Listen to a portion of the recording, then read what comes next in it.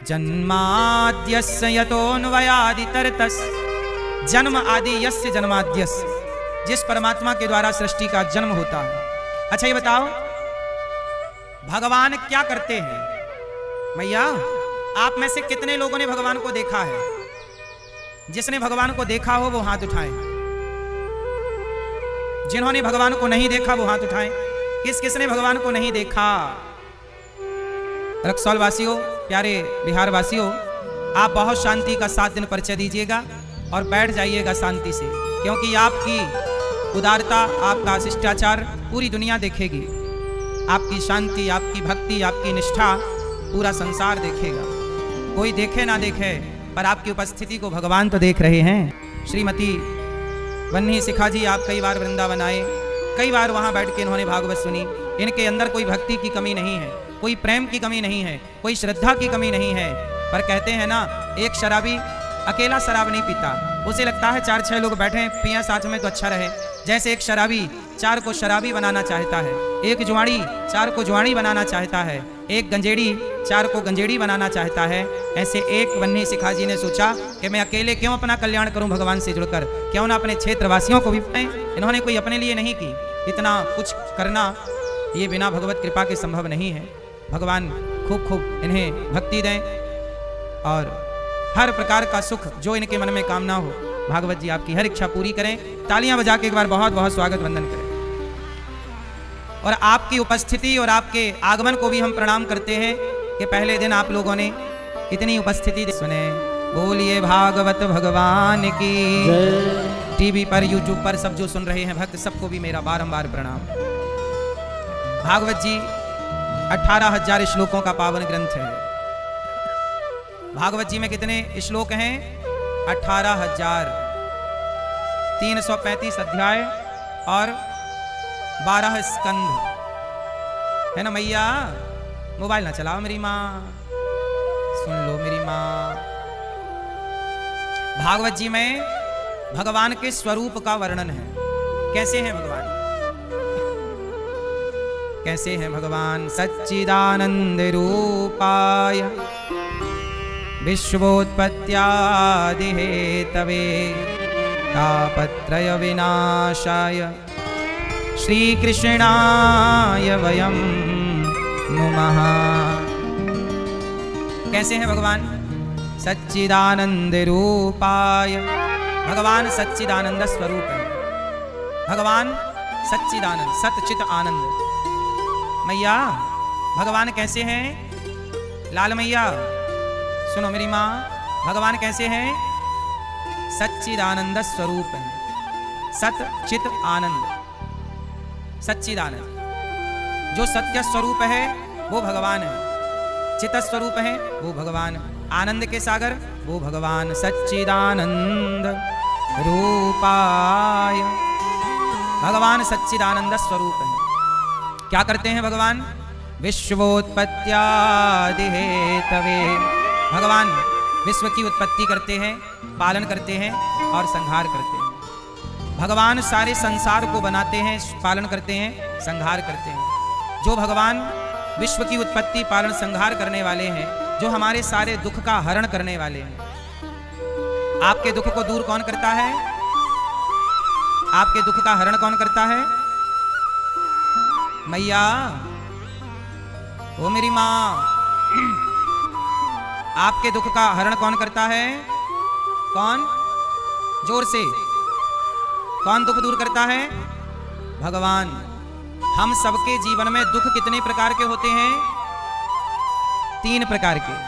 हम सबके जीवन में 3 तरह का दुख होता है, दैहिक, दैविक और भौतिक। जो देह से बीमारियां दैहिक दुख कहलाता है। जो अधिक बारिश होने से, अधिक गर्मी और सर्दी पड़ने से जो संकट उत्पन्न होता है, ये दैविक दुख कहलाता है। और किसी जीव जंतु के द्वारा परेशान किए जाने से भौतिक दुख कहते हैं। सांप का डस लेना, कुत्ते के द्वारा काट लिया जाए, ये सब जो दुख होगा इससे, ये भौतिक प्राणियों से मिला दुख भौतिक दुख कहलाता है। लेकिन एक बात बताएं, जो भगवान की शरण में आ गया, भगवान की शरण में आ जाने के बाद व्यक्ति हर दुख से मुक्त हो जाता है कि नहीं? हाँ या ना? मैया पीछे वाले भैया शोर ना करो, आप लोग शोर बहुत कर रहे हैं। सब लोग हाथ उठाओ अपना और यहां रखो अपने मुंह पे, चुप रहिए, शांत रहो। आप देखो इतने अच्छे हैं बिहार वासी, सारा संसार आपको देख सुन रहा है कथा से, आप बहुत अच्छे शांति का परिचय देंगे, अच्छा लगेगा। सब बैठ जाओ और चुप रहिए, शोर बिल्कुल ना हुआ, प्रार्थना है मेरी। हमारी इस तरफ की मैयाएं देखो कितनी शांति से बैठी हैं, ये पूरी जितनी मैयाएं हमारी बैठी हैं सब मैयाएं कितनी शांत हैं। इस तरफ से शोर ज्यादा है, थोड़ा शांत कर लीजिए। पुरुषों की तरफ से शोर ज्यादा है, शांत कर लीजिए। बोलो राधे राधे, राधे राधे। तो दुख कितने तरह के होते हैं? दैहिक, दैविक, भौतिक, 3 तरह का दुख होता है। लेकिन जो भगवान की शरण में है वो सारे दुखों से मुक्त हो जाता है। अच्छा ये बताओ, विभीषण दुखी थे कि नहीं? बोलो हाँ। विभीषण के भाई ने लात मार के निकाल दिया, विभीषण के भाई ने, रावण ने लात मार के निकाल दिया कि नहीं विभीषण को? बोलो हाँ कि ना, जोर से। जब रावण ने विभीषण को लात मार के निकाला तो विभीषण कहां गए? किसकी शरण में गए? राम की। और जब राम की शरण में गए तो लात मार के निकाला था जिस विभीषण को, अपमानित किया था जिस विभीषण को, उस विभीषण का राम ने सम्मान क्या किया? लंका का राजा बना के बिठा दिया। क्यों बिठा दिया? क्यों बिठा दिया? क्योंकि विभीषण कहां चले गए? राम की शरण में। जो राम की शरण में जाएगा, जो भगवान की शरण में जाएगा, उसे भगवान राजा ही बनाते हैं, बड़ा ही बनाते हैं। अच्छा एक बात बताओ, सुदामा जी गरीब थे कि नहीं? बोलो हाँ कि ना। सुदामा जी वास्तविक में तो कृष्ण जिनके मित्र हों वो गरीब नहीं हो सकता, पर व्यवहार में उनके पास रोटी खाने की भी व्यवस्था नहीं थी। सुदामा जी गरीब थे, लेकिन जब भगवान कृष्ण से मिलने के लिए गए, अच्छा सुदामा जी जब कृष्ण से मिले, श्याम सुंदर से मिलने से पहले सुदामा जी घर में जाकर, लोगों के घर जाकर भिक्षा मांगते थे कि नहीं? बोलो हाँ। सुदामा जी की पत्नी सुशीला 4 मुट्ठी चावल मांगकर पड़ोसन के घर से लाई थी कि नहीं? बोलो हाँ। अब मुझे एक बात बताओ कि सुदामा जी जब कृष्ण से मिलने गए तो उनके घर पे 4 मुट्ठी चावल भी नहीं था, वो 4 मुट्ठी चिवड़ा भी उधार मांगकर सुशीला माता लाई थी। इसका मतलब है कि सुदामा जी को घर घर जाके भिक्षा मांगना पड़ती थी, लेकिन जिस दिन से कृष्ण के पास गए उस दिन के बाद सुदामा जी को किसी घर में जाके भिक्षा नहीं मांगनी पड़ी। ये बात सही है कि गलत है? जो भगवान के आगे हाथ फैला देता है, अरे जो भगवान के आगे आत्मसमर्पण कर देता है, उसे किसी के आगे हाथ फैलाने की जरूरत। इसका मतलब यह हुआ कि संसार के आगे गिड़गिड़ाने की जरूरत तब तक है जब तक हम ईश्वर के आगे नहीं गिड़गिड़ाते, ईश्वर के आगे नहीं रोते। किसका होना बाकी है? हम सबका होकर देख चुके, हम सबके आगे रोकर देख चुके, भगवान के आगे रोना अभी बाकी है। सबका होकर देख चुके, भगवान का होना जोर से। बस मेरी माँ, यदि आप सबकी हो चुकी, एक और भगवान की हो जाओ। सबके आगे रो चुके तो भगवान के आगे रो। अच्छा एक बात बताओ, द्रौपदी की जब लाज लुटी, द्रौपदी का वस्त्र, द्रौपदी के वस्त्र किसने उतारे थे? जोर से। मैया अब मेरी प्रार्थना है, अब शांति बहुत जरूरी है आपके लिए। चुपचाप बैठ जाओ लाल मैया। ए भैया पीछे वाले, आप सबको बैठने दो, वहीं जहां है सब लोग वहीं बैठने दो, और हाथ जोड़ के सबको निवेदन करो। पाठक जी कार्यकर्ताओं को एक्टिव करो, वहां जो भक्त खड़े हैं सबको बिठाओ, हाथ जोड़ के प्रार्थना करो सबसे। भैया बैठ जाइए और सब बैठें और शांति से सुने। लाल मैया बैठ जाओ मेरी माँ, बीच की गैलरी पूरी खाली कर लो, अब सब बैठ जाओ। कार्यकर्ता हाथ जोड़ के सबसे शांति और बैठने का आग्रह कर लें प्रेम से। अब ना मैया, ओ लाल मैया देखो जरा, खड़ी होके प्रपंच कर रही है मैया, ये नहीं कि बैठ के बातें कर लें। ए मैया, बहरी भी है मैया, काहे नहीं बैठ रही हो मैया? सब बैठ जाओ प्रेम से। अच्छा एक बात बताओ,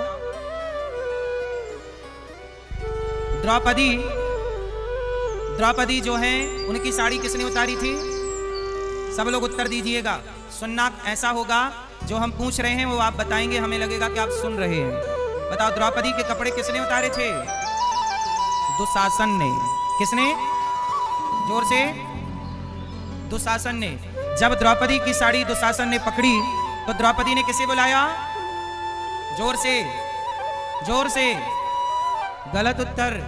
द्रौपदी ने पहले बुलाया अर्जुन को, भीम को, नकुल को, सहदेव को। द्रौपदी ने सबको बुलाया और जैसे ही अर्जुन को बुलाया तो क्या अर्जुन आए? द्रौपदी की रक्षा करने अर्जुन बढ़े? बोलो हाँ कि ना? क्या द्रौपदी की रक्षा करने अर्जुन आए? नहीं। क्यों? अर्जुन मजबूर है। भीम आए? नहीं, मजबूर है। द्रौपदी ने सबको बुलाया, जब कोई नहीं आया तब द्रौपदी को लगा कि ये जगत के लोग बहरे हैं। जगत के लोग बहरे हैं। सुनने वाला कौन है? जगन्नाथ। जगत को बुलाकर समय ना बर्बाद किया जाए, डायरेक्ट जगन्नाथ को पुकारा जाए कि हे प्रभु, अब आपके सिवा हमारा। द्रौपदी ने सबको बुलाया, जब कोई नहीं आया। अच्छा एक बात बताओ, द्रौपदी ने बुलाने में देर लगाई कि श्री कृष्ण ने आने में देर लगाई? किसकी तरफ से देरी थी? बोलो मेरी माँ। बुलाने की देर थी, आने में देर। क्यों? द्रौपदी ने क्यों देर लगाई? क्योंकि द्रौपदी को इन लोगों पे भरोसा था। आप लोगों को भी पहले परिवार पर भरोसा होता है, आप लोगों को भी पहले संसार में भरोसा होता है। और भगवान कहते हैं कि जो मेरा भक्त है उसे पहले किसी पर भरोसा नहीं, पहला भरोसा भगवान पर होना चाहिए। पहला भरोसा। और द्रौपदी ने पहला भरोसा किस पर किया? पांडवों पर। किस पर किया? हमारी लाज नहीं जाएगी, अब आपकी लाज जाएगी। अब आओ। जब द्रौपदी ने दोनों हाथ उठाकर कहा कि प्रभु अब आपकी हूं मैं, और द्रौपदी जब पुकारी उस समय श्याम सुंदर द्वारिका में भोजन करने बैठे थे। रुक्मणी मैया भगवान को परोस रही थी, प्रभु रोटी खाओ। भगवान ने कहा मेरी बहन पर संकट है, तो रुक्मणी अम्बा ने कहा कि जाओ दर्शन दो अपनी बहन को। भगवान बोले कि मेरी बहन तो मुझे बुला ही नहीं रही है, वो तो अर्जुन भीम को बुला रही है, जब तक बुलाएगी नहीं मैं कैसे जाऊंगा। भगवान तो तैयार खड़े थे एक पांव से, पर द्रौपदी माँ बुला ही नहीं रही है। और जैसे ही बोला हे गोविंद, तो गोविंद मैं केवल गो कह पाई, विंद बाद में निकला कि उसके पहले भगवान पहुंच गए, मेरी बहन ने बुलाया। और साड़ी का अवतार, भगवान इतने अवतार लिए, कभी नृसिंह बने, कभी वामन बने, कभी मछली बने, कभी कच्छप बने।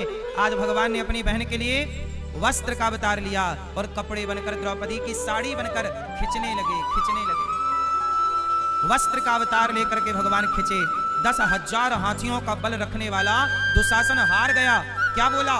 दुशासन बोला कि साड़ी भी चिनारी है, किनारी भी साड़ी है, कि साड़ी ही किनारी है, किनारी ही की साड़ी है। तब द्रौपदी ने कहा मूर्ख दुशासन, ना साड़ी भी चिनारी है, ना नारी भी साड़ी है, ना साड़ी ही किनारी है, ना नारी ही की साड़ी है। ये तो वृंदावन बिहारी है जो चीर बनकर खिंचा जा रहा है, खिंचा जा रहा है।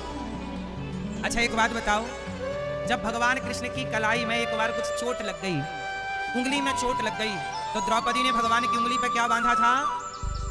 अपने साड़ी को फाड़ कर कुछ धागे बांधे थे कि नहीं? बोलो हाँ। जरा सोचिए, द्रौपदी ने अपने साड़ी फाड़ करके और अपने साड़ी के कुछ धागे श्याम सुंदर की, श्री कृष्ण की उंगली में बांधे थे। और ये बात वर्षों पुरानी है, वर्षों पुरानी बात है। कुछ धागे द्रौपदी ने कभी कृष्ण को बांधे थे, तो भगवान ने कहा बहन आज तुझे वस्त्र की जरूरत पड़ी है, तो जो तूने मेरी उंगली पे धागे बांधे थे, एक एक धागे की कीमत चुकाने तेरा भाई आएगा। और भगवान ने वो ऋण चुकाया। एक बात बताऊं, आप भगवान को एक तुलसी का पत्ता भी दे देते हैं तो उसका भी भगवान ऋण चुकाते हैं। इसलिए एक बात बताएं, तुलसी के 11 पत्ते रोज तोड़ा करो, रविवार को छोड़कर। शनिवार को ही तोड़ लिया करो रविवार वाले पत्ते। 11 पत्ते तुलसी के रोज तोड़ करके, और भगवान आपके घर में गोपाल जी होंगे या शालिग्राम जी होंगे, तो 11 पत्ते रोज तुलसी के तोड़ो और तुलसी के पत्तों से भगवान का अर्चन करो, अर्थात भगवान को चढ़ाओ। और ये कहो कि प्रभु इन पत्तों के सिवा मैं और क्या दूं आपको? इन पत्तों में बोलो श्रीमन नारायण। एक पत्ता चढ़ा दिया और बोल दिया श्रीमन नारायण, श्रीमन नारायण, श्रीमन्नारायण। ऐसे 11 पत्ते तुलसी के रोज चढ़ाइए, फिर देखिए आपके घर में भगवान नारायण की तो कृपा बरसेगी, लक्ष्मी माँ की कृपा बरसने लग जाएगी। आप लोग कहते हैं ना हमारा काम नहीं हो रहा है, हम बड़े परेशान हैं, हमारी आर्थिक स्थिति अच्छी नहीं है, तरक्की नहीं हो रही है। आप रोज 11 तुलसी के पत्ते भगवान श्रीमन्नारायण शालिग्राम जी में या गोपाल जी के चरणों में चढ़ा दिया करिए। फिर देखिए भगवान कहते हैं द्रौपदी ने एक तनिक सा धागा क्या दे दिया, भगवान ने धागे के बदले इतना कपड़ा दान कर दिया द्रौपदी को। भगवान कहते हैं तुम पहले मुझे कुछ दो तो सही। अच्छा एक बात बताओ, सुदामा ने भगवान को क्या दिया? चावल दिए? बोलो हाँ। जब तक सुदामा जी ने चावल चिवड़ा नहीं दिया, चावल नहीं दिया, तब तक क्या भगवान ने उन्हें धन धान्य दिया? नहीं। भगवान कहते हैं मैं तैयार हूं देने के लिए, पर तुम्हारे को क्या करना पड़ेगा?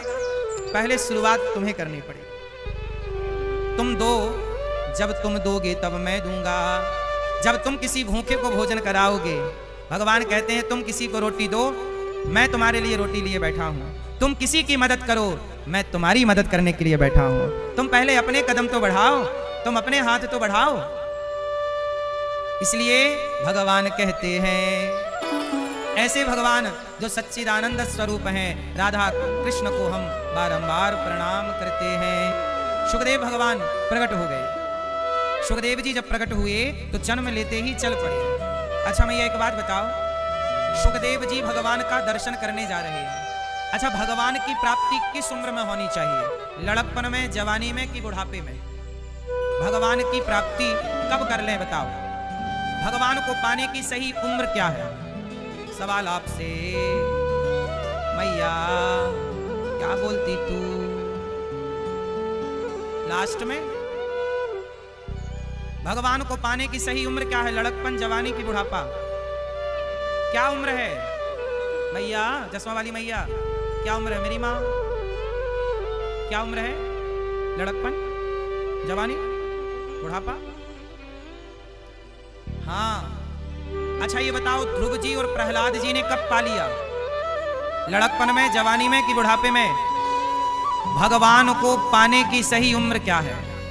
हम कहते हैं अपने छोटे छोटे बच्चों को पढ़ाओ, लिखाओ, योग्य बनाओ, डॉक्टर, इंजीनियर, एडवोकेट बनाओ, पैसा कमाना सिखाओ, लेकिन पहले लड़कपन में उन्हें भगवान से जोड़ देना। यदि भगवान से जुड़ गए तो जीवन में वो सफल तो होंगे पर कभी परेशान नहीं होंगे, और भगवान से नहीं जुड़ेंगे तो कामयाबी तो आएगी पर वो परेशानी लाके खड़ी कर देगी। इसलिए सबसे बढ़िया उम्र क्या है? क्या है मेरी माँ? लड़कपन। खेल में खोया जवानी, नींद भर सोया बुढ़ापा। इसलिए कहता हूँ लड़कपन सबसे बढ़िया। इसलिए कहता हूँ कथा में आप आओ छोटे छोटे बच्चों को, छोटे मतलब ये नहीं कि जो कल पैदा हुए उनको ले आओ, तुम यहाँ रुलाओ फिर हम चुप कराते फिर उनको। छोटे बच्चों को मतलब जो कथा समझने लायक हैं। 15 साल का लड़का है, 15 साल की बेटी है, 12 साल के बच्चे हैं। ये जिस उम्र में बच्चे समझने लग जाएं, तो जब बच्चे समझने लग जाएं तो सही चीज समझा देना। सही चीज नहीं समझा पाओगे तो फिर बुराइयां उन्हें जकड़ लेंगी। बोलो हाँ या ना? अभी मैंने सुना कि 3 लड़कियां, 3 सगी बहनें कोई मोबाइल पर गेम खेल रही थीं।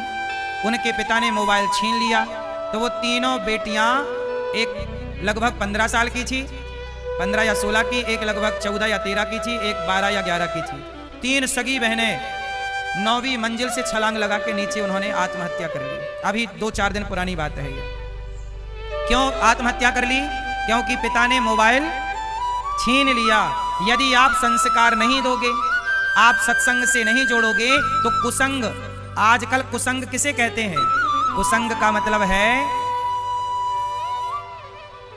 कोई बात नहीं, शांत रहिए। कुसंग क्या है? कुसंग का मतलब है, कुसंग का मतलब है मोबाइल। आजकल कुसंग करने बाहर नहीं जाना पड़ता। मोबाइल क्या बना है? जोर से, मोबाइल कुसंग है या नहीं? हाँ या ना? इसलिए मेरी माँ, इसलिए कहता हूं कि अपने बच्चों से कहा करो कि थोड़ी देर भगवान की कथा सुना करें। कथा सुनेंगे तो नई चीजें सीखेंगे, धर्म को जानेंगे, और धर्म को जानने वाला व्यक्ति, धर्म पर चलने वाला व्यक्ति किसी भी परिस्थिति में आत्महत्या तो नहीं ही करता। आत्महत्या इसलिए धर्म को जानना जरूरी है, धर्म पर चलना जरूरी है। तो आप देखो सुखदेव जी प्रकट हुए और जन्म लेते ही सन्यास लेने चल पड़े। यम प्रव्रजंत मनुपेत मपेत कृत्यम द्वैपायनो विरह का तराजुहाव पुत्रेति तन्मयतया तरवोभिनेदुस् तम सर्वभूत हृदयम मुनिमानतोस्मि। श्री सुखदेव जी महाराज प्रकट हुए और जैसे ही प्रकट हुए जन्म लेते ही चल पड़े। इन सुखदेव भगवान ने ही राजा परीक्षित जी को भागवत सुनाई और राजा परीक्षित जी की 7 दिनों में मुक्ति हुई। 88,000 संत बैठे हैं, सूत जी आए, सब संतों ने खड़े होकर सूत जी का स्वागत किया, कहा गुरुदेव कथा सुनाओ। अच्छा मैया, कथा क्यों सुननी चाहिए, जरा ध्यान से सुनिएगा। कथा क्यों सुननी चाहिए? क्योंकि जब हम कथा सुनते हैं तो ऐसा लगता है कि भगवान हमारे पास में है, भगवान की उपस्थिति। श्री एक बार देवताओं के राजा इंद्र ने भागवत सुनने का मन बनाया, पर देवताओं के राजा को भी सुखदेव जी ने भागवत नहीं सुनाई। भागवत सब नहीं सुन पाते। कहते हैं ना कि बिहारी जी की महफिल को बिहारी जी सजाते हैं और कथा सुनने वही आते हैं जिन्हें बिहारी जी बुलाते हैं। तो आप लोग जो आए हैं अपनी मर्जी से नहीं आए हैं, कहीं ना कहीं भगवान ने आस गए तो सुखदेव जी ने मना कर दिया, बोले हम आपको भागवत नहीं सुनाएंगे। क्यों नहीं सुनाएंगे? क्योंकि आपके अंदर श्रद्धा नहीं है। आप तो सौदा करने आए हैं, एवं विनिमय जाते सुधार आज्ञा प्रपीयता, अदला बदली करने आए। अच्छा, इंद्र के पास ना स्वर्ग का अमृत है। इंद्र के पास क्या है? स्वर्ग का अमृत। एक बार क्या हुआ, स्वर्ग का अमृत लेके राजा इंद्र आए और सुखदेव जी से बोले कि स्वर्ग का अमृत आप परीक्षित को पिला दो और ये कथा का अमृत आप हमें पिला दो। तब सुखदेव जी ने कहा कि परीक्षित जी से पूछो। अच्छा, परीक्षित कौन है? परीक्षित जी को शाप लगा हुआ है 7 दिन। अरे तुम तो अपमान कर रहे हो, गला मरे सांप डाल रहे हो गले में मरा हुआ, जाओ तुम्हें शाप देते हैं। इति लंघित मर्यादम तक्षकः सप्तमे हनि। राजा परीक्षित जी को 7 दिन में मरने का शाप लगा। कितने दिन में मरने का? तो राजा परीक्षित जी ने सोचा कि मुझे तो 7 दिन में मर जाना है, अब मैं क्या करूं? तब राजा परीक्षित जी ने भागवत सुनी और सुखदेव जी ने शुकताल में राजा परीक्षित जी को भागवत सुनाई। तो जहां राजा परीक्षित जी भागवत सुनने बैठे तो वहां देवताओं के राजा इंद्र आ गए और इंद्र ने कहा कि ये भागवत हमें सुना दो। सुखदेव जी ने कहा परीक्षित तू अमृत पी ले और हम भागवत देवताओं को सुनाए देते हैं। तो परीक्षित जी ने कहा ना, हमें अमृत नहीं पीना, स्वर्ग का अमृत पीने वाले को स्वर्ग मिलता है, पर भागवत की कथा सुनने वाले को भगवान मिलते हैं। अब बताओ अमृत श्रेष्ठ है कि भागवत श्रेष्ठ है? स्वर्ग के अमृत को पीने से क्या मिलता है? स्वर्ग। और भागवत का रसपान करने से क्या मिलता है? भगवान। अच्छा ये बताओ, स्वर्ग बड़ा है कि भगवान बड़े हैं? स्वर्ग तो भगवान का बनाया है, ऐसे करोड़ों स्वर्ग भगवान बना सकते हैं। इसलिए भगवान को पा लेने के बाद स्वर्ग वर्ग पाने की कामना नहीं है। राजा परीक्षित जी ने कहा हमें भागवत सुननी है। तब सुखदेव जी ने भागवत राजा परीक्षित को सुनाई और इंद्र से कहा कि आप सौदागर बन के आए हैं, कथा में आओ ना तो प्रेमी बनकर आओ, प्रेम से सुनो, जहां जगह मिल जाए वहां बैठ के सुनो, क्योंकि आप सुनने आए हैं। जब राजा परीक्षित, जब सुखदेव जी ने देखा कि इंद्र तो सौदा करने आ गए, तब सुखदेव जी ने डांट कर इंद्र को वहां से भगा दिया। बोले नहीं, हम तुम्हें भागवत। सोचिए, देवताओं के राजा को भी सुखदेव जी ने भागवत नहीं सुनाई। क्यों नहीं सुनाई? क्योंकि तुम अधिकारी नहीं हो इसके।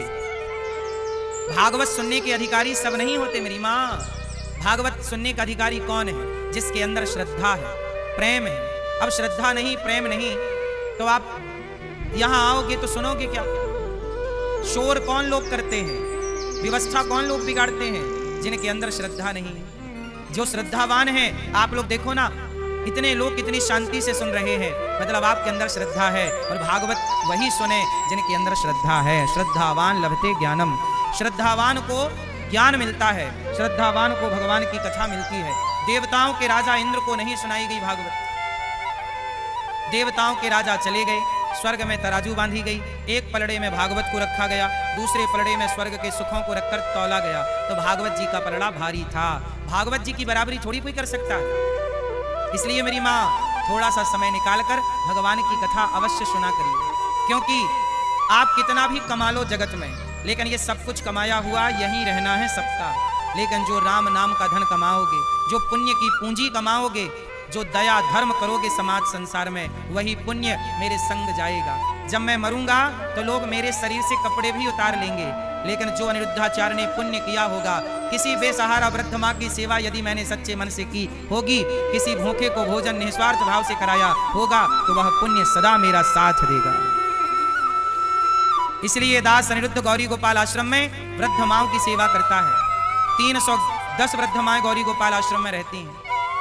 अखंड 30,000 लोग भरपेट भोजन करें, ऐसी गौरी गोपाल में सबके भोजन की व्यवस्था है, सब भोजन करते हैं निःशुल्क। तो ये दास अनिरुद्ध सेवा करता है। आपसे भी कहता हूं कि इन सेवा से अपने आप को जोड़िएगा।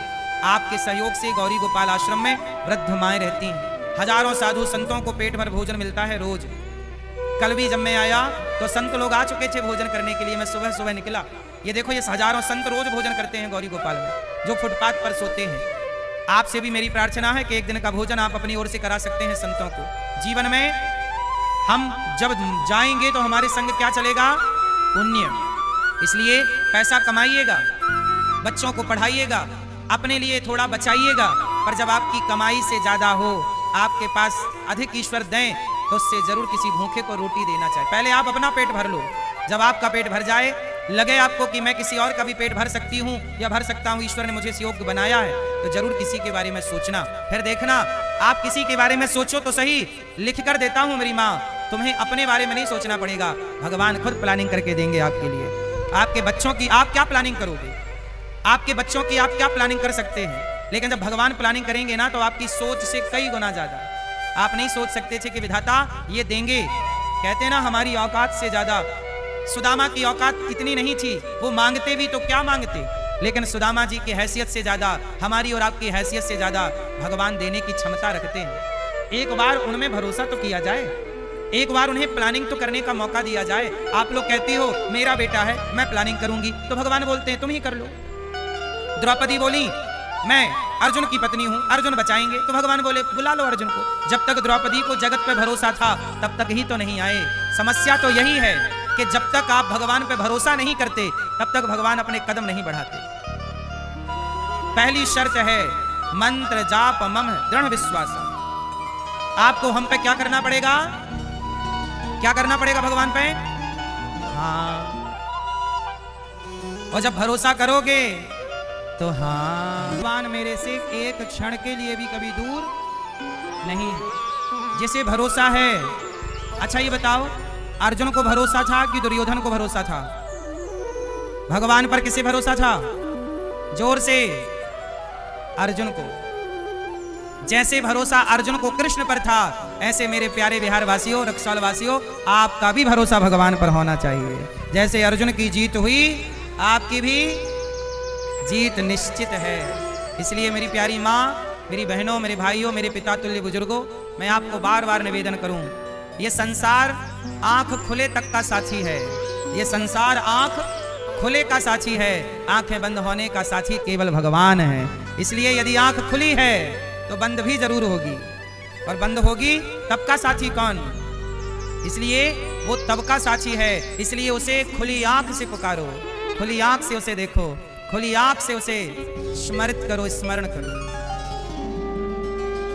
श्री परीक्षित जी महाराज ने भागवत सुनी। देवराज इंद्र को कहा कि आपको नहीं सुनाएंगे क्योंकि आप अधिकारी नहीं हैं। ये भागवत की महिमा है, जरा सोचिएगा। हमें कल वो व्यक्ति सूरत से जब मिले तो हमें बड़ा आश्चर्य लगा। हमने उनसे कहा भी बाद में कि भैया आप काम छोड़ के आ गए, काम क्यों छोड़ दिया? उन्होंने कहा कि महाराज जी, सारी जिंदगी काम ही तो करना है, काम से कहाँ फुर्सत मिलनी है। वो तो कभी कोई रोज रोज थोड़ी रक्सौल में भागवत होगी, हम काम तो सारी जिंदगी करेंगे, पर भागवत तो पूरी जीवन में पहली बार इस तरह से सुनने को मिल रही है। इसलिए काम तो हो जाएंगे, जब तलक रहेगी जिंदगी फुर्सत ना होगी काम से। और कुछ समय ऐसा निकाल लो कि प्यार कर लो राम से। तो आप सब लोग भगवान के परम प्रिय हैं। और एक बात बताएं, राम जी का संबंध भी आप लोगों से है। बिहार के राम जी क्या लगते हैं? हाँ, दामाद लगते हैं। सीता मैया हमारी कहां से हैं? बिहार से हैं, तो राम जी का संबंध भी बिहार से है और वृंदावन में बिहारी जी का भी संबंध बिहार से है। क्यों? वो बिहारी जी हैं और आप बिहारी हैं। आपको तो इस अधिकार से भागवत सुनना चाहिए कि भागवत में जो रामकृष्ण की कथा है वो रामकृष्ण तो हमारे हैं, वो भगवान तो हमारे हैं। तो आप जैसे आप बिहार से बिहारी, ऐसे बिहार के ही भगवान बिहारी जी। तो आप बिहारी जी के लाडले हैं। आप सबके लिए ही बिहारी जी ने दास अनिरुद्ध को कहा कि जाओ हमारे भक्तों को भागवत सुनाओ, इसलिए दास आया है आपके पास, है ना। सुखदेव भगवान परीक्षित जी को भागवत सुनाते हैं, उद्धार होता है, अभिमान इंद्र का मिटता है। एक बार नारद जी सारे तीर्थों का भ्रमण करने के लिए गए और नारद जी ने सारे तीर्थों का दर्शन किया, पर शांति कहीं नहीं। अच्छा मैया आप बताओ, आपके यहाँ शांति है रक्सौल में? हाँ या ना? आपके घर में शांति है? बहू ठीक से भोजन पानी दे रही है मैया? और आप लोग बहुओं का सम्मान कर रही हो बेटी की तरह? ठीक है। नारद जी गए सारे तीर्थों में। नारद जी ने कहा सत्यम नास्ति तपः शौचम दयादानम न विद्यते उदिरम भरिणो जीवा वराकाः कूटभाषिणः। सत्यम नास्ति तपः शौचम दयादानम न विद्यते। नारद जी कहते हैं मैं सारे तीर्थों में भ्रमण करने गया पर सत्यम नास्ति, कहीं सत्य नजर नहीं आया। आजकल लोग सत्य छोड़ बैठे हैं। आप लोगों ने सच छोड़ दिया कि अभी लिए हो सच? क्यों मैया? रक्सौल में लोग सच ज्यादा बोलते हैं कि झूठ? क्या ज्यादा है यहाँ बिहार में? क्या ज्यादा है, सच की झूठ? क्या है? क्या है? सच है। हाँ, मैं आपसे कहूं कि संसार कितना भी झूठा हो जाए, संसार कितना भी झूठ बोलने लग जाए, पर आप झूठ ना बोलना, क्योंकि ये धरती उन झूठों के बल पर नहीं, आप जैसे कुछ सच्चे अच्छे लोगों के बल पर टिकी हुई है। ये धरती किस पर टिकी है? रावण जैसे लोगों के बल पर कि राम जैसे लोगों के बल पर? इसलिए रावण से तो उम्मीद कर ही नहीं सकते सच की। सच की उम्मीद तो रावण जैसों से सच की क्या संभावना उम्मीदें हैं? सच की उम्मीद तो राम से है। और राम भी यदि सच के रास्ते को छोड़ देंगे तो सच किसकी शरण में जाएगा? इसलिए जगत, आप कहते हो ना वो झूठ बोलते हैं तो हम बोलते नहीं, वो बोल रहे हैं, बोलने दो, आप ना छोड़िएगा सच। क्यों मैया? पीली मैया जा रही हो मेरी माँ? भूख लगाई लगता मेरी माँ को, जल्दी आ जाना खा पी के। तो भगवान सत्यम नास्ति तपः शौचम दयादानम, कलयुग में सच चला गया, कम बचा, तप चला गया, तपस्या कम बची, शौचम। अच्छा आजकल लोग परेशान क्यों हैं? क्योंकि पवित्रता का ख्याल नहीं है। आप में से कितने लोग भोजन स्नान करने के बाद बनाते हैं? आप में से कितनी मैया नहा कर भोजन बनाती हैं? और कितनी मैया जो बिना नहाए बनाती है? सच बताओ, कितनी मैया आप बिना नहाए बनाती हो? नहा के? बिना नहाए भी बनाते हैं ना कुछ लोग। भोजन कभी अपवित्रता में नहीं बनाना चाहिए, अशुद्धि में नहीं बनाना चाहिए, सदा शुद्धि का पालन करना चाहिए। लघु शंका जाओ तो 4 कुल्ला करना चाहिए, हाथ पांव धुलना चाहिए। शौच करने के बाद अर्ध स्नान करना, पूरा स्नान करो वरना अर्ध स्नान करना चाहिए। पवित्रता जैसी राखे शुद्धि वैसी रहे बुद्धि। शुद्धि अच्छी होगी तो बुद्धि भी अच्छी होगी। अब एक कथा सुनाता हूं, ध्यान से सुनना। नारद जी सारे तीर्थों में गए, शांति तो मिली नहीं। वृंदावन आए, एक कन्या को उदास देखा। देवी तुम कौन हो? उन्होंने कहा मेरा नाम भक्ति है। उदास क्यों है? बोले कि कलयुग में हम बड़ी परेशान हैं। तब नारद जी उस भक्ति महारानी का दुख दूर करने के लिए सनकादियों से पूछे कि मैं क्या करूं कि भक्ति का दुख दूर हो जाए। सनकादियों ने कहा कि भागवत सुनो। हरिद्वार की पावन धरती पर भागवत शुरू हुई और नारद जी ने जब भागवत सुनी तो भक्ति महारानी का सारा दुख दूर हो गया। प्रकट हो गई भक्ति महारानी, भक्तों के हृदय में बैठी।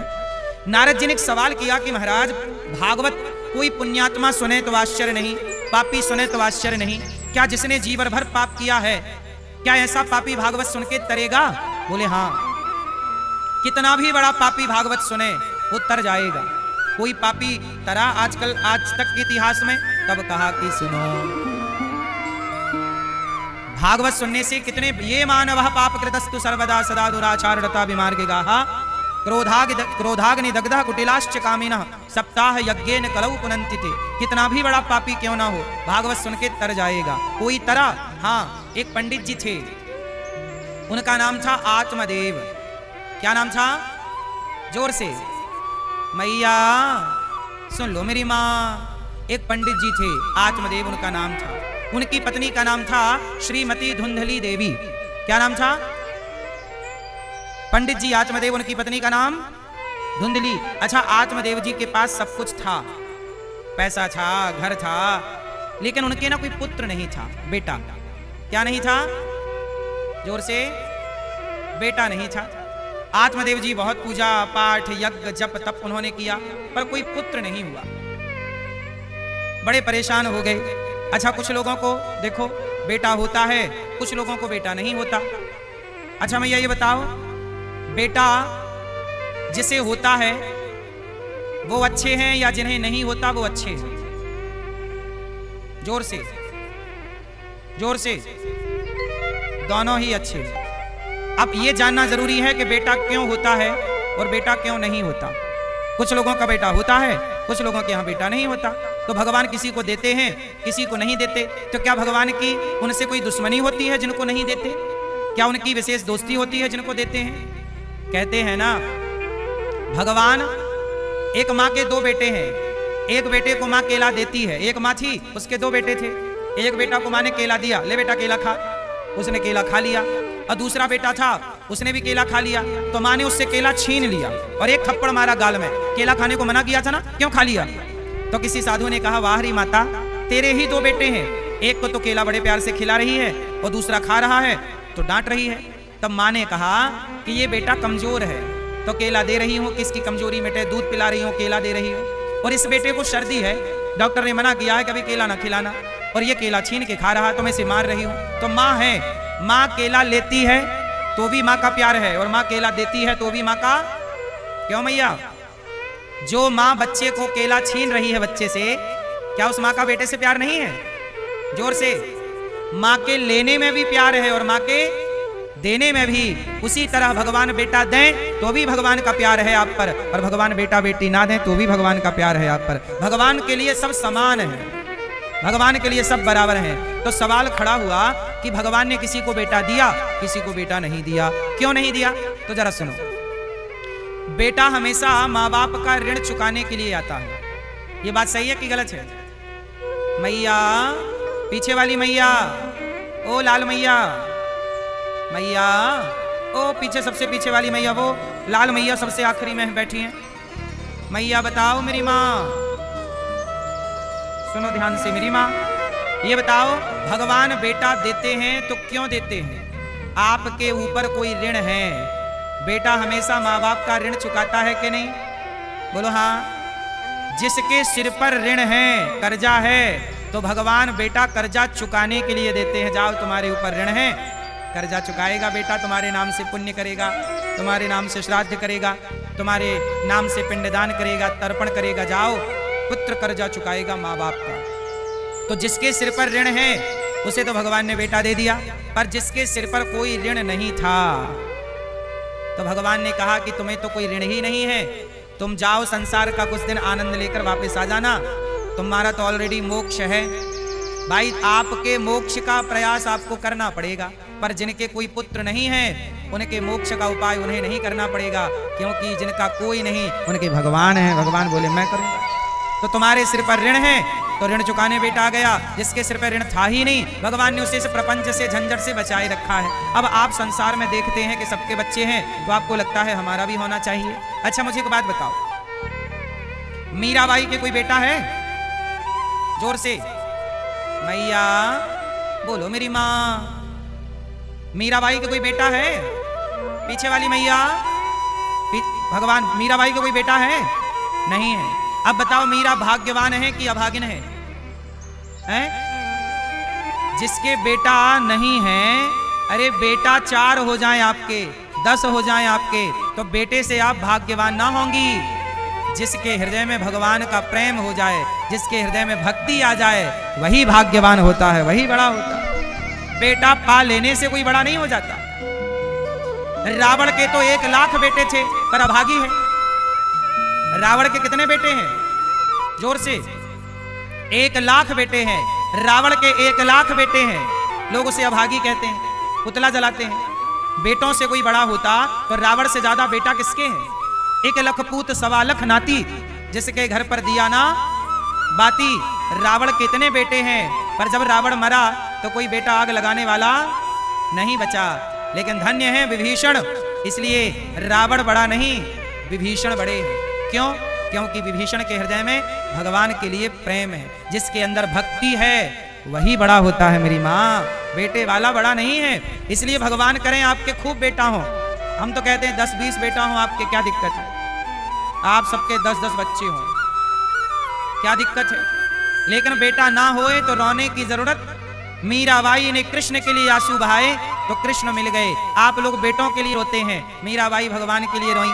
आप ही बताओ किसके लिए रोना चाहिए? बेटे के लिए रोएं कि बेटा नहीं है? बेटा हो जाए तो ठीक है, और ना होए तो परेशान ना होना, क्योंकि भगवान ने आपको जगत की झंझट से मुक्त कर रखा है। बेटा वाले लोग परेशान तो हैं ही।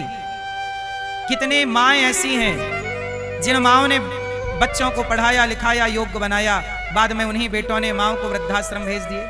हमारे पास तो 310 माताएं हैं। ऐसी माएँ हैं जिनके बेटा हैं, 4-4 बेटा हैं, पर रोटी नहीं देते। तो ऐसे बेटों से करोगे क्या जो तुम्हें बुढ़ापे में 2 वक्त की रोटी भी ना दे? इसलिए मैं आपके पास फिर एक निवेदन कर दूं कि बेटे की संपत्ति बड़ी नहीं है। मीराबाई ने कहा है, पायो जी मैंने राम रतन धन पायो। जिसके पास राम नाम की दौलत है वही बड़ा है, वही अमीरी है, वरना तो सब गरीबी है। भगवान ने आत्मदेव जी नाम के ब्राह्मण थे, उनके कोई संतान नहीं थी। संत जी ने उन्हें समझाया कि बेटे के लिए मत रो। वो बोले नहीं, मुझे तो बेटा चाहिए। आत्मदेव जी को पंडित जी एक संत जी मिले, समझाए कि बेटे के लिए ना रो। आत्मदेव जी बोले नहीं, मुझे तो बेटा चाहिए। संत जी ने एक फल दिया, बोले अपनी पत्नी को देना। पत्नी ने फल गाय को खिला दिया तो गाय के बच्चा हुआ, कान गाय की तरह थे, नाम पड़ा गौकर्ण। नाम क्या पड़ा? जोर से। नाम गौकर्ण पड़ा। अब गौकर्ण जी, अच्छा धुंधली की बहन को बेटा हुआ तो धुंधली ने पैसे से खरीद लिया, नाम रखा धुंधकारी। अब गौकर्ण और धुंधकारी 2 बच्चे हैं। कि यत कालेन तऊ जातऊ तरुणऊ तनि आबु भऊ। अब देखो क्या हुआ कि गौकर्ण पंडितो ज्ञानी, गौकर्ण जी बड़े ज्ञानी पंडित बने, और धुंधकारी महाखला, धुंधकारी महादुष्ट हुआ। धुंधकारी महान दुष्ट हुआ, धुंधकारी बड़ा हुआ। अब देखो आत्मदेव जी को भगवान बेटा नहीं दे रहे थे, तो इन्होंने जिद कर ली कि बेटा चाहिए। अच्छा भगवान बेटा क्यों नहीं दे रहे थे? क्योंकि धुंधकारी जब हो गया तो इसने बड़े होकर बाप को खूब मारा। आत्मदेव जी को डंडे से मार रहा है, खूब पिटाई कर रहा है। आत्मदेव जी रो रहे हैं कि हे भगवान, जब बेटा नहीं था तो भी रोना पड़ा, और बेटा मिल गया तो भी रोना पड़ रहा है। बात ऐसी है ना मेरी माँ कि भगवान कुछ दे दें, इसलिए कहता हूं कि भगवान कुछ दें तो रख लो, और ना दें तो जिद ना करो। मेहनत करो, प्रयास करो, कर्म करो, परंतु जिद ना करो। जो आपके भाग्य में नहीं है, यदि वो मिल भी जाए तो वो आपको नुकसान पहुंचाएगा। जैसे आत्मदेव जी के भाग्य में संतान नहीं थी, पर इन्होंने जिद की और एक पुत्र पा लिया, और जब पाया तो बेटा ऐसा पाया कि डंडा मार रहा है। इसलिए भगवान ने नहीं दिया था कि तुम्हारे ऊपर बड़ा संकट, पुत्र का दुख बहुत है, इसलिए दिया ही नहीं कि तुम इस दुख से दुखी ही ना हो, पर आपको तो दुखी होना था। मैया एक बात कहें, जीवन बहुत सीधा होना चाहिए, इच्छाओं को कंट्रोल करना चाहिए। किसको कंट्रोल करना चाहिए मेरी माँ? इच्छाओं को। जो आपकी जरूरत है उसे आप पूरी कर लो। जरूरत क्या है आपकी? रोटी, कपड़ा, मकान, शिक्षा, ये आपकी जरूरतें हैं। ये सब भगवान करे सबके पास हो, पर इच्छाओं के पीछे ना भागना। जिन लोगों की इच्छाएं ज्यादा हैं वो लोग ज्यादा परेशान हैं। एक चीज मिल जाए तो दूसरी इच्छा जिंदा हो जाती है कि ये और मिल जाए, वो मिल जाए उसकी इच्छा हो जाती है ये और मिल जाए। इसलिए सारी जिंदगी इच्छाओं के पीछे भागना मुझे लगता है कि सही है कि गलत है? आप बताओ। इच्छाओं के पीछे भागना सही है मैया?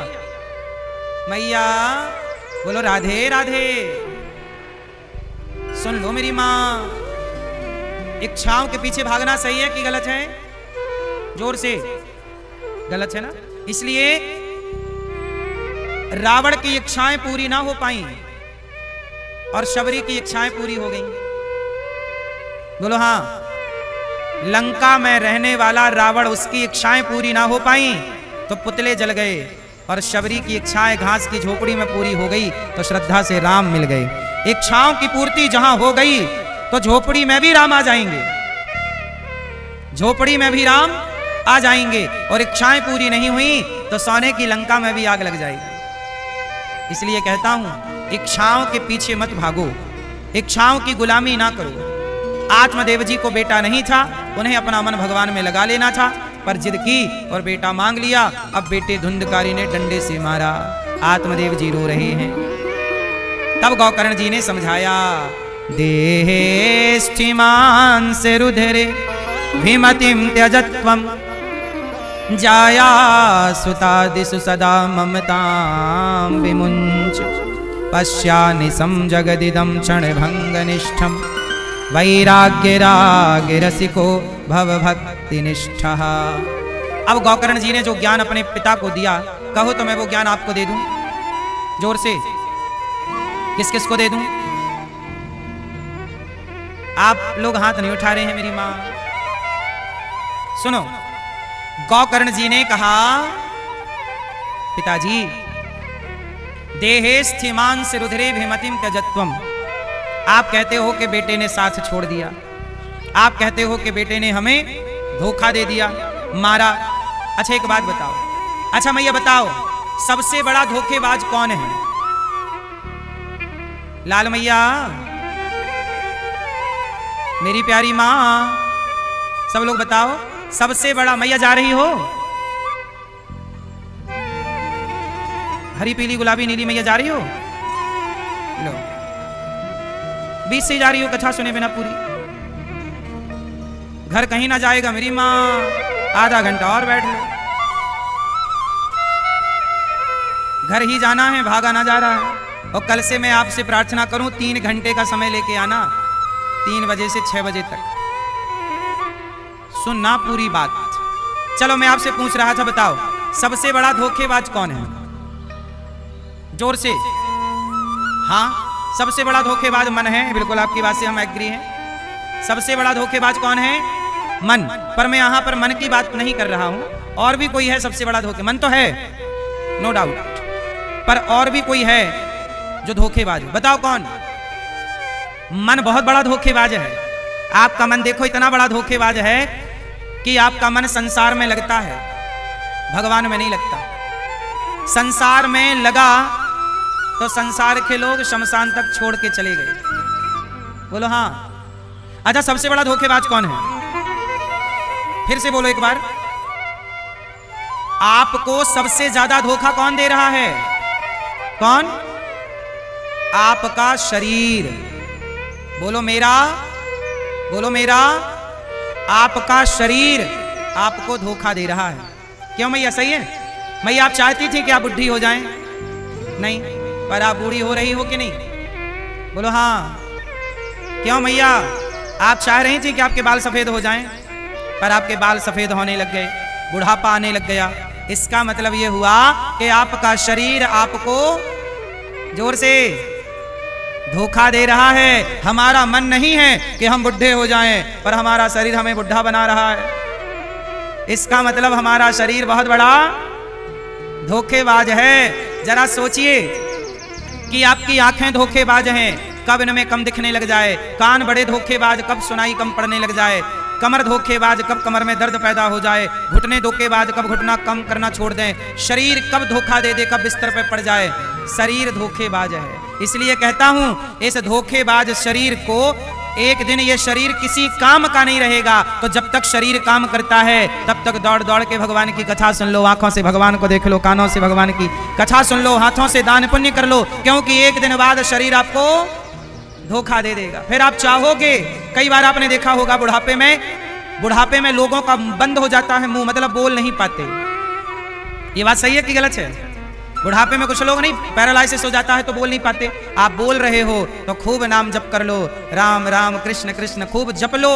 जब तक देख सकते हो तो आकर के वृंदावन गौरी गोपाल भगवान को, बिहारी जी को देख लो। चल सकते हो तो चल लो बिहारी जी की ओर। एक दिन तो पांव नहीं काम करेंगे, आंख नहीं काम करेगी। इसलिए कहता हूं मेरी मां कि शरीर धोखा देगा आपको। आप कहते हो कि पत्नी ने धोखा दिया, परिवार ने धोखा दिया, साथ पत्नी ने छोड़ दिया, पुत्र ने छोड़ दिया। अरे साथ तो शरीर भी छोड़ देता है एक दिन। सच बताओ, आपका शरीर आपका सगा है? जोर से, क्या आपका शरीर आपका सगा है? जब आपका शरीर आपका सगा नहीं है तो शरीर से संबंध रखने वाले लोग आपके सगे कैसे हो जाएंगे? तो सच बताओ, आपका सगा कौन है? आपका सगा कौन है? जोर से, हाँ, आपके सगे कौन? इसलिए कहता हूं, नाता एक राम जी से, दूजा नाता तोड़ दे। सगे भगवान है, हम अपने सगे को नहीं पहचान रहे। हम लोग कहते हैं ये हमारा सगा है, ये हमारा सगा है। मेरी मां, दगा किसी का सगा नहीं है। किया नहीं तो कर देखो, जिसने जिसने दगा किया है जाकर उसका घर देखो। दगा किसी का, ये संसार दगा है। बोलो हाँ। अच्छा ये बताओ, आपके कितने रिश्तेदार हैं मैया? हाँ, कितने रिश्तेदार? हमारे दो ही रिश्तेदार। मैया जी तुम्हारे कितने रिश्तेदार? मैया कितने रिश्तेदार हैं आपके?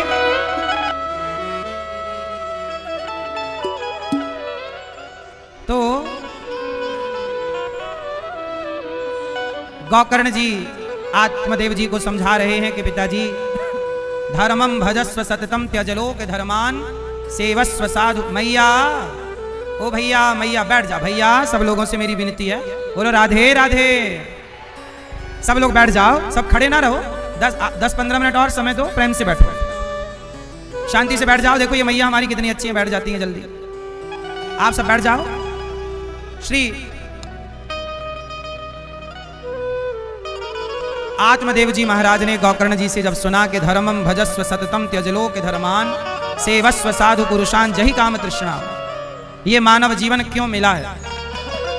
धर्मम भजस्व सततम त्यजलोक धर्मान, हमें यह मानव शरीर सेवा के लिए मिला है। गौकर्ण जी की बातें आत्मदेव जी ने सुनी, भगवत प्राप्ति कर ली और नहीं कर सकते। चिता पे जल जाने के अतिरिक्त आप किसी काम के रहना जाएंगे, समय रहते सब काम हो सकता है। आत्मदेव जी महाराज भगवत चिंतन में गए। अच्छा, धुंधकारी ने मां को मारा, मां बेचारी कुएं में कूद कर मर गई। जब धुंधली मरी तो धुंधकारी 5 वैश्याओं को घर पे ले आया। उन 5 वैश्याओं ने धुंधकारी को गला दबा के मार डाला और 5 स्त्रियों ने धन बांट करके रफू चक्कर हो गई। धुंधकारी समाप्त हो गया। पर धुंधकारी शरीर से तो मर गया, पर माँ बाप को जो सताया था, गलत कर्म कर चुका था, अब वो भोगेगा कौन? तो धुंधकारी प्रेत बन गया। जब आप कोई गलत काम करते हैं तो आपको प्रेत बन करके अपने कर्मों का फल भोगना पड़ता है। पुरुष बनेगा प्रेत और स्त्रियां गलत काम करेंगी तो क्या बनेंगी? चुड़ैल। मैया, आप यदि गलत रास्ते पे चल पड़ी, अपने पति को धोखा दे दिया, यदि आपने अपने सास ससुर का अपराध किया है, उन्हें मारा है, पीटा है, पाप किए हैं, तो देखो बेटा यदि अपने माँ बाप को मारे तो उसे प्रेत बनना पड़ेगा। जो बेटा अपने माँ बाप पे हाथ उठाएगा उसे प्रेत बनना पड़ेगा। धुंधकारी ने ऐसा ही किया, इसलिए प्रेत बना। अब प्रेत जब बना तो बड़ा कष्ट में चला गया। तब एक दिन उसने, धुंधकारी ने अपने भैया गौकर्ण जी से कहा, प्रेत बना था तो रूप बदलता हुआ बोला प्रेत के रूप में कि भैया मैं आत्मदेव, मैं धुंधकारी हूँ, अहम भ्राता तुदीयोस्मि धुंधकारी ती नामता, मैं धुंधकारी हूँ, मैं प्रेत योनि में चला गया हूँ, बताओ मेरी मुक्ति कैसे हो? तब गौकर्ण जी ने धुंधकारी जैसे पापी की मुक्ति के लिए ये भागवत सुनाई। और जो भागवत 7 दिन की जब गौकर्ण जी ने सुनवाई तो बांस की ग्रंथि में जाकर धुंधकारी बैठा। पहले दिन की कथा सुनी तो धुंधकारी बांस की एक गांठ फट गई, दूसरे दिन की कथा में बांस की दूसरी ग्रंथि, तीसरे दिन की कथा में बांस की तीसरी ग्रंथि, और 7 दिन की कथा पूरी होते ही धुंधकारी एक देवताओं की तरह दिव्य पुरुष बना और विमान आया और विमान पर बैठकर जाने लगा। तो गौकर्ण जी ने कहा भैया ये तो बताओ आप कौन हो। तब धुंधकारी ने कहा भैया मैं धुंधकारी हूँ, प्रेत बन गया था। जरा सोचिए कि आपके दादे परदादे यदि प्रेत बन जाएं, यदि कोई व्यक्ति पाप से प्रेत बन जाए। तो धुंधकारी बोला कि मैं प्रेत बना था पर भागवत सुना तो मेरा मोक्ष हो गया, मेरा उद्धार हो गया। इसका मतलब यह है कि पापी से पापी यदि प्रेत भी बन जाए तो भागवत से उनका उद्धार हो जाता है। इसलिए अभी भागवत जी के पोथी पाठ होंगे वृंदावन में 5 मार्च से।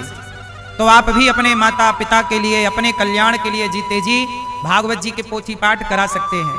और आप भी भागवत जी के पोथी पाठ करा के और आप भी अपने माता पिता को, पूर्वजों को भागवत जी का पाठ सुना दो। जीवन में एक बार भागवत जरूर सुननी चाहिए।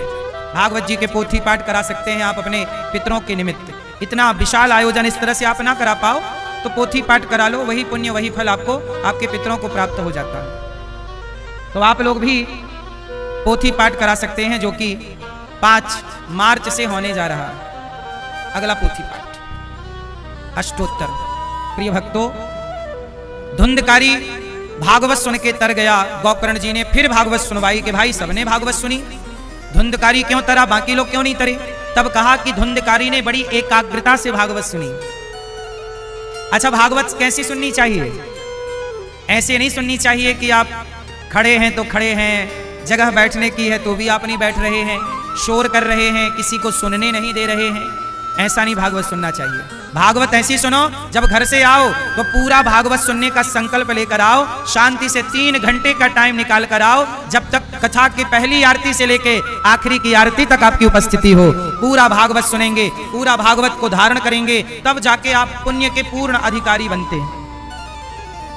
इसलिए कहते हैं कि धुंधकारी ने भागवत सुनी और सुनकर के उसका अनुमोदन किया और बाकी लोगों ने नहीं किया। तब गौकर्ण जी ने दूसरी बार भागवत सुनवाई, और जब भागवत सुनवाई तो कहते हैं कि चींटी, कुत्ता, बिल्ली, पशु, पक्षी, अब ये रक्सौल में जो कथा हो रही है, अब यहाँ जितने लोग यहाँ कथा सुन रहे हैं और केवल आप नहीं सुन रहे हैं, इस मैदान में कितनी चींटियां, कितने पक्षी, कितने पशु, धोखे से भी किसी के कान में भगवान की कथा का, भगवान का एक नाम चला गया तो वह जीव भी भगवत धाम चला जाएगा, भगवत प्राप्ति का अधिकारी हो जाएगा, केवल कथा सुनने मात्र से। ये कथा सुनने की महिमा है। इसलिए कहता हूं कि बड़ी श्रद्धा से सुनना चाहिए। गौकर्ण जी ने सुनाई, सब भगवत धाम गए। भगवान ने गौकर्ण जी को हृदय से लगाया, श्रोता वक्ता का निरूपण किया। भागवत में श्रोता कैसे होने चाहिए? श्रोता 3 तरह के होते हैं। एक श्रोता जो केवल कथा सुने, एक श्रोता जो बातें करें cutter cutter cutter cutter cutter cutter, और तीसरे हैं सोता, सो जाएं बेचारे। तो श्रोता अच्छे होते हैं जो केवल कथा सुने, और सोता भी ठीक ही होते हैं, बेचारे सो जाते हैं। पर सबसे जो श्रोता होते हैं, मतलब कटर कटर बातें करें, डिस्टर्ब करें, ये ठीक नहीं होते। इसलिए आपको अच्छा श्रोता बनना होगा। वक्ता कैसा हो? विरक्तो वैष्णवो विप्रो वेद शास्त्र विशुद्धिकृत दृष्टांत कुशलो धीरो वक्ता कार्योति निष्प्रहा। विरक्त, भैया चुप रहो, मेरी माँ, ये लड़के बच्चे खड़े हैं, बेटा बैठ जाओ। आप लोग बैठ क्यों नहीं जा रहे? वहीं जहां खड़े हो बैठो, बैठ जाओ, आप लोग बैठो। तो गौकर्ण जी महाराज ने, सुखदेव भगवान ने निरूपण किया, वक्ता कैसा? विरक्तो वैष्णवो विप्रो वेद शास्त्र विशुद्धिकृत दृष्टांत कुशलो धीरो वक्ता कार्योति निष्प्रहा। विरक्त हो, वैष्णव हो, भगवान का परम भक्त होना चाहिए। वक्ता कैसा हो? जो केवल कथा सुनाए और कथा के द्वारा आपके हृदय में भक्ति का दीपक प्रज्वलित कर दे, दीपक जलाए, वो वक्ता होना चाहिए। और श्रोता कैसा हो? जिसका हृदय कथा सुनने के बाद, जिसके जीवन में कथा के बाद बदलाव आए। आप सबके जीवन में बदलाव आएगा कथा के बाद, बस श्रद्धा से सुनिएगा 7 दिन। इन 7 दिनों के बाद देखिए आपके अंदर कोई कामना है, कोई इच्छा है, तो वो कामना लेके भागवत जी में बैठ जाइए और 7 दिन प्रेम से भागवत सुनिए। जो कामना आपकी होगी, केवल हमारे यजमान परिवार की तो कामना पूरी होगी, आप में से किसी की भी कोई इच्छा है और आप उस इच्छा को आज बोल लीजिए कि हे भागवत जी, हे प्रभु, आज मेरी ये कामना है, और वो कामना लेके आप 7 दिन प्रेम से भागवत सुनिए। आपके भागवत से ही आपकी वो कामना पूरी हो जाएगी। जो जिस भागवत जो जिस भाव से सुनता है, जाकी रही भावना जैसी। भगवान को जो जिस भाव से भजता है, भगवान उसकी वह कामना निश्चित पूरी करते हैं। भागवत जी उसकी वह कामना जरूर पूरी करते हैं। इसलिए भागवत सुना करिए और प्रेम से सुनिए। नारद जी महाराज सनकादियों के मध्य भगवान प्रकट हो गए। भगवान ने सबको हृदय से लगाया, सब भगवत धाम चले गए। जन्माद्यस्य यतोऽन्वयादितरतस् चार्थे स्वभिज्ञः स्वरात् तेने ब्रह्म हृदयादि कवये मुह्यन्ति यत्सूरयः। तेजो वारिमृदां यथा विनिमयो यत्र त्रिसर्गो मृषा धाम्ना स्वेन सदा निरस्ते कुहकं सत्यम परम धीमहि। सोचिए आप लोगों को भागवत सुनने को मिल रही है। इस भागवत जी की तैयारी हमारी मैया श्रीमती वन्नी शिखा जी और श्री राजेंद्र जी, आपने कई महीने पहले से, हम कुछ घंटों के लिए आए थे ना पिछली बार रक्सौल, थोड़ी सी देर के लिए, तभी से, तब जब हम आए थे तभी से इस कथा का बीज बो दिया गया था। और आपकी मेहनत से देखिए इतना बड़ा आयोजन पुनः यहाँ रक्सौल में हो रहा है। इसलिए आप सब प्रेम से कथा सुने और इस कथा का लाभ लें 7 दिन का। ये तैयारियां कोई एक दिन में नहीं हो गई, कई महीने से तैयारियां चल रही थी। कितनी तैयारियां करनी पड़ी तब कहीं जाकर ये आप इस तरह भागवत सुन रहे हैं। इसलिए आप सब बड़े भाग्यशाली हैं भक्तों कि आपके नगर में स्वयं भगवान जी भागवत के रूप में चल करके आए हैं। ये देखिए ये ठाकुर जी, ये हमारे श्याम सुंदर आए हैं, गौरी गोपाल भगवान आए हैं, चल करके बिहारी जी भागवत जी के रूप में आए हैं। इसलिए आपके द्वार पर यदि भगवान आए हैं तो भगवान की कथा श्रद्धा और प्रेम से सुनना आपका धर्म है, कर्तव्य। ठीक है, तो आप बड़े भाव से इसी तरह, और कल अपने पड़ोसियों को भी बोलिएगा कि भाई घर पे क्यों बैठना है, चलो प्रत्यक्ष कथा सुन लो 7 दिन की। यहाँ आने से भगवान सबकी हाजिरी लगा रहे होंगे कि अच्छा ये भक्त आए हैं। आपके सबका नाम ईश्वर की डायरी में है कि इन्होंने भागवत सुनी है। भागवत जी का महात्म तो हुआ, अब भागवत जी की पावन कथा जरा ध्यान से सुनो।